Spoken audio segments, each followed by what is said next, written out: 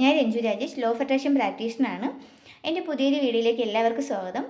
28 days magic പ്രാക്ടീസിൻ്റെ 14 practices നമ്മൾ ചെയ്തിട്ടുണ്ടായിരുന്നു. ഇന്ന് 15ാമത്തെ പ്രാക്ടീസാണ്.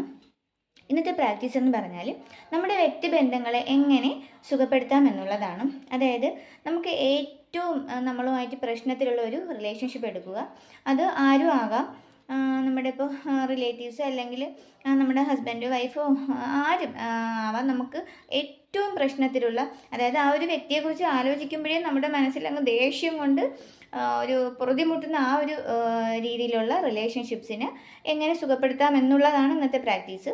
അപ്പോൾ അങ്ങനെ ഒരു റിലേഷൻഷിപ്പ് എടുക്കുക.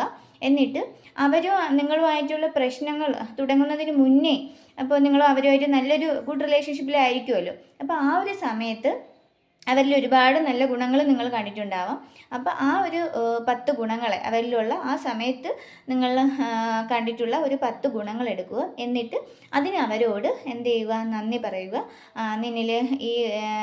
നിൻ്റെ ഈ ഒരു സ്വഭാവത്തിന് ഞാൻ നിന്നോട് ഒരുപാട് നന്ദിയുള്ളവളാണ്, അല്ലെങ്കിൽ നീ എനിക്ക് ആ ഒരു സഹായം ചെയ്തു, അതിൽ ഞാൻ നിന്നോട് ഒരുപാട് നന്ദിയുള്ളവളാണ്. അങ്ങനെ ഒരു 10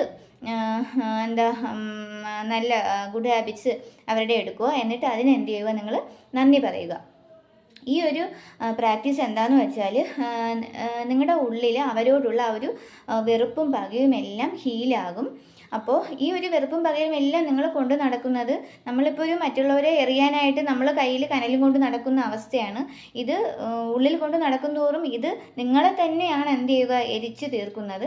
അപ്പോൾ അതിനായിട്ടാണ് നമ്മൾ എന്ത് ചെയ്യുക, ഈ ഒരു പ്രാക്ടീസിലൂടെ ആ ഒരു വെറുപ്പും വിദ്വേഷവും എല്ലാം ഹീൽ ചെയ്യുന്നത്.